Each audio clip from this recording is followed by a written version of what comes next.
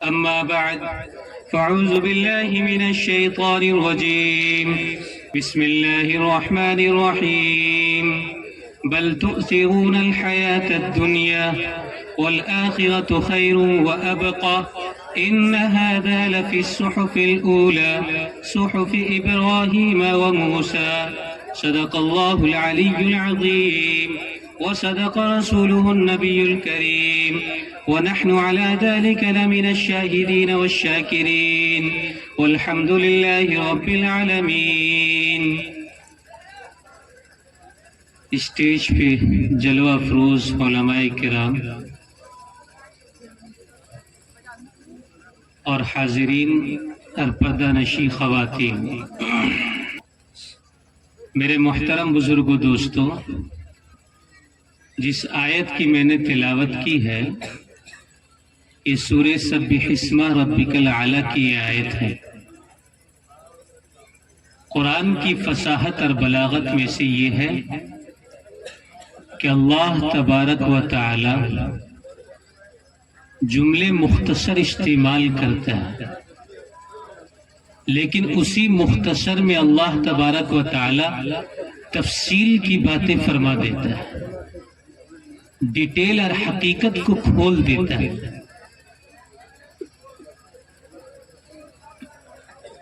اللہ فرماتا ہے بل تؤثرون الحیات الدنیا.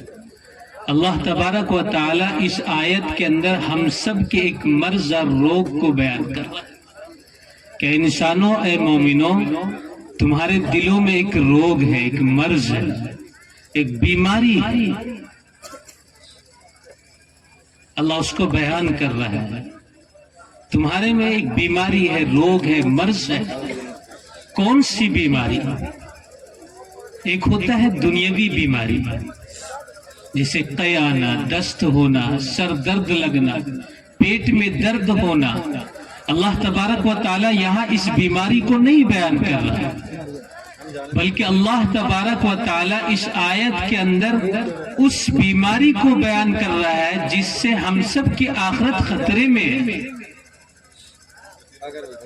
یہ دنیا کی بیماری نہیں ہے، بلکہ اس بیماری کو اللہ نے فرمایا کہ کون سی بیماری؟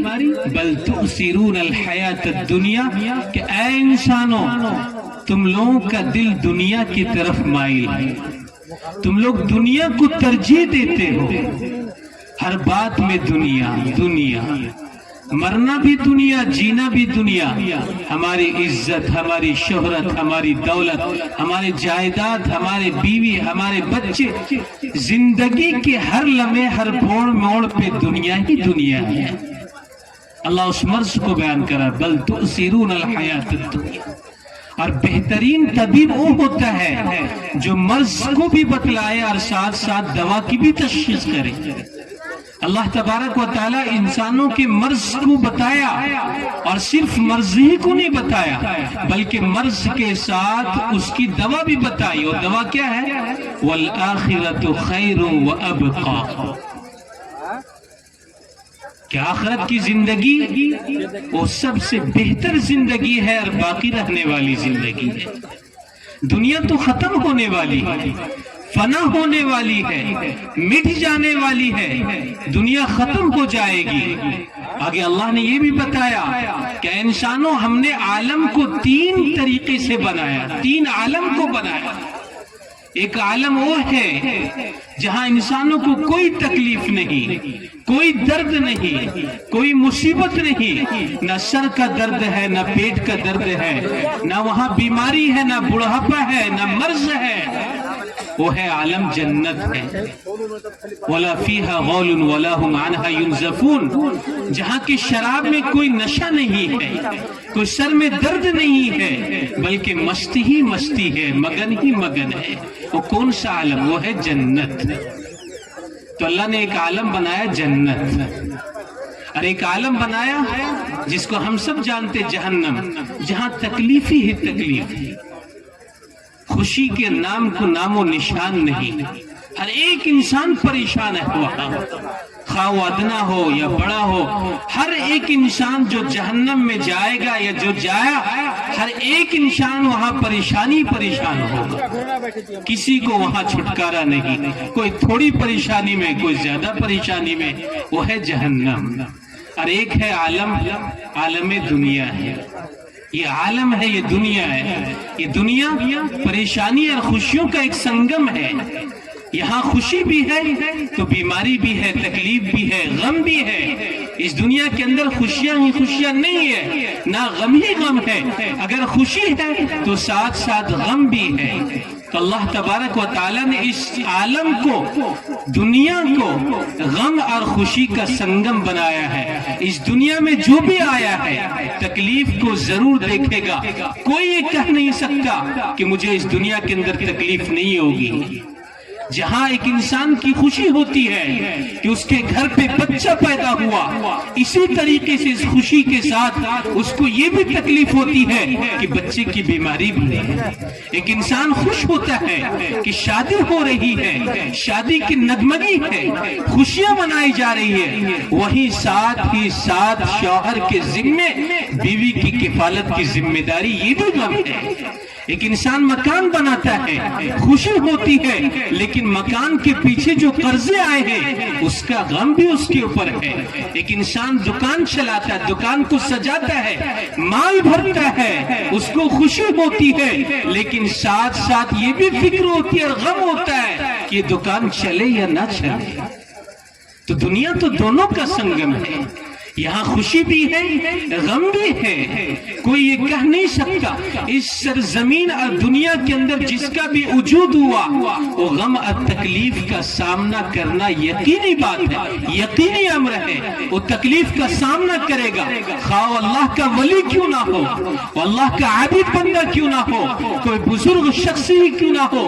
کوئی یہ نہ سوچے کہ میں قرآن و حدیث کا درس دیتا ہوں، قرآن کی تعلیم دیتا ہوں، حدیث کو پڑھاتا ہوں، اللہ والا ہوں، تسبیح گنتا ہوں، مسجدوں میں 5 وقتہ پہنچتا ہوں، ہرگز نہیں۔ جو اس دنیا کے اندر آیا ہے خوشی کے ساتھ غم کا بھی سامنا کرنا پڑے گا، حتیٰ کہ اللہ کا نبی کیوں نہ ہو اسے بھی تکلیف کا سامنا کرنا پڑے گا۔ اللہ کے نبی خود فرماتے ہیں کہ اس دنیا میں جتنی مصیبت اور تکلیف مجھے برداشت کرنی پڑی اور کسی کو تکلیف برداشت نہیں کرنی پڑی۔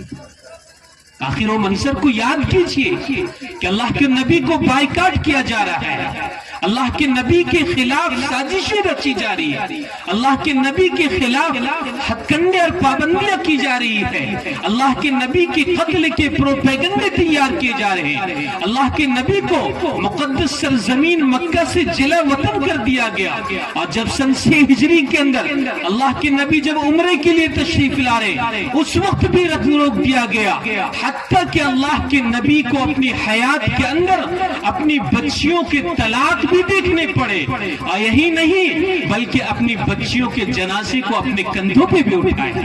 غموم پہ غموم ہے، تکلیف ہی تکلیف ہے۔ اللہ کے نبی خود فرماتے ہیں جو مجھے تکلیف پہنچی ہے، جو اس دنیا کے اندر جتنا مجھے آزمایا گیا ہے کسی اور نبی کو اتنی تکلیف نہیں پہنچی۔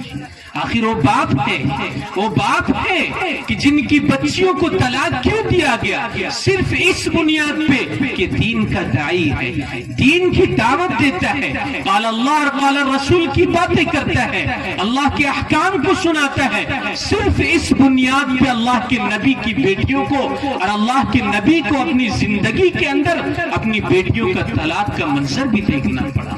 کتنا غم ہے، غموم ہی غموم ہے، تکلیف ہی تکلیف ہے۔ تو اس دنیا کے اندر جو بھی آیا ہے اس کو تکلیف کا سامنا ضرور کرنا پڑے۔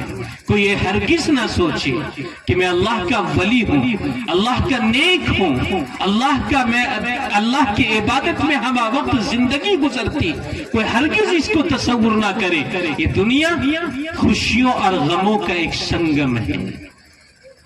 اللہ کے نبی صلی اللہ علیہ وسلم اپنی بیٹی کی قبر پہ بیٹھے ہوئے ہیں، سر کو جھکائے ہوئے ہیں، غم کا عالم ہے۔ اللہ کے نبی سوچ رہے ہیں اور سر کو اٹھا کر کے صحابہ سے فرماتے ہیں کہ اے میرے عزیز صحابہ سنو، یہ منزل ایسی منزل ہے کہ جس کی یہ منزل سدھر گئی آگے کی تمام منزلیں سدھرتی چلی جائے گی، اور جس کی یہ منزل گڑبڑ ہو گئی آگے کی تمام منزلیں پھنس جائے گی۔ اس لیے میرے عزیز اور میرے بزرگوں، اللہ تبارک و تعالیٰ نے انسانوں کے ایک مرض کو بیان کیا۔ امام